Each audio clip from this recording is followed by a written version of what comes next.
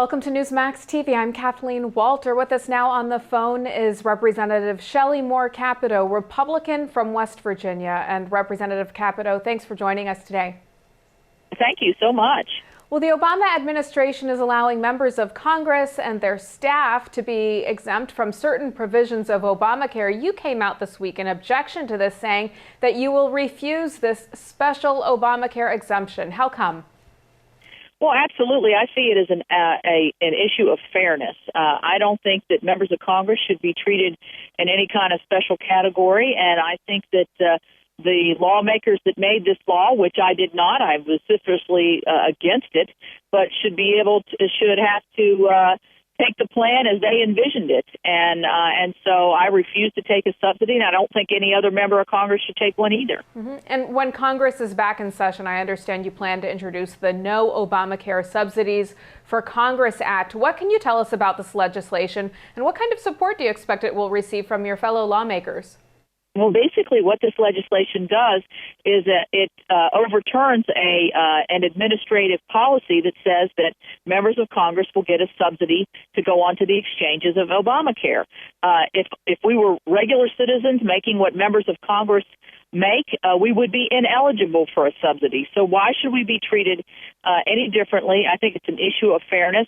I'm not sure how my fellow colleagues, we're all spread out across the country right now, but I think I'll get a lot of company with my fellow members who are saying, especially those of us who oppose Obamacare, believe that this is not fair and we shouldn't go forward with it. Now, the Obama administration wants to delay another Obamacare deadline for a year, specifically its caps on out-of-pocket insurance costs. According to the Congressional Research Service, the administration has missed as many as a third of the deadlines under the Affordable Care Act.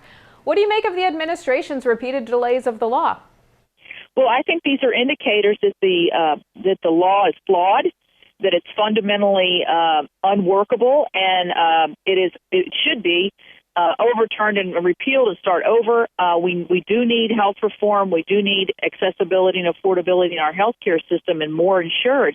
But this, by all of these delays, by all of these special decisions as we move into the full implementation, it tells me it's not ready, it's unworkable, it's unpopular, and nobody knows what the ramifications are. 7 million people are going to lose their employee-sponsored insurance if this goes forward. And there's a healthy debate amongst Republicans right now whose goal is to ultimately repeal Obamacare. Some Republicans in the Senate, Mike Lee, Marco Rubio, Ted Cruz, want to defund Obamacare while risking potentially a government shutdown.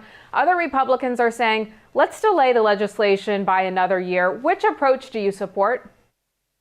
Well, I think a complete dismantling of Obamacare is the direction that we need to go. I think we need to, have a common sense sort of way of approaching this, and we don't want to lose the American public here and have it devolve into too much of a food fight for people to understand that this health care bill is something that they know they don't want and that they know is not fair and it is unworkable. Now, on a totally separate topic, you've been very vocal about protecting West Virginia's coal industry. Can you share with us how the Obama administration's energy regulations are impacting that industry? Well, I've been traveling the state of West Virginia since we've been home, and the administration policies are having a devastating effect to our energy sector. Our coal is way down. We're losing jobs. We're losing transportation jobs. We're losing service jobs. We're losing electrical jobs, service pump jobs. It just goes on because of the administration's war on coal. And, even at the highest reaches of the White House, the president's advisors have said, yes, this is a war on coal, and we need to have it. Coal is 40% of the energy mix in this country. It's affordable, reliable, and cheaper source of energy, and it's abundant in our own country. It's hurting West Virginia. It's hurting the heartland. It's picking winners and losers. It's been rather sobering over the last 2 weeks to travel the state of West Virginia. And last question for you. You also announced your candidacy for the Senate representing West Virginia for the retiring Senator Jay Rockefeller's seat. Can you give us some insight into why you hope to make the switch across Congress? And do you believe Republicans will win the Senate in 2014? Well, I think I'm mostly focused on what's going on in my state, and we need a bold and new voice in Washington and the United States Senate to represent our economy, our energy, and our jobs in our state. And I have experience over the last several years knowing how West Virginians feel, being, I think, a good listener and keeping my ear attuned to what's important to the people and my neighbors and the communities where I live. And so that's why I want to go to the Senate, to be that stronger voice, to be that. And in the Senate, it is a more powerful voice, no doubt about it.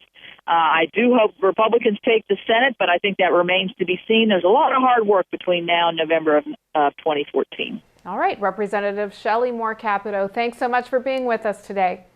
Thank you so much. And thank you for watching Newsmax TV.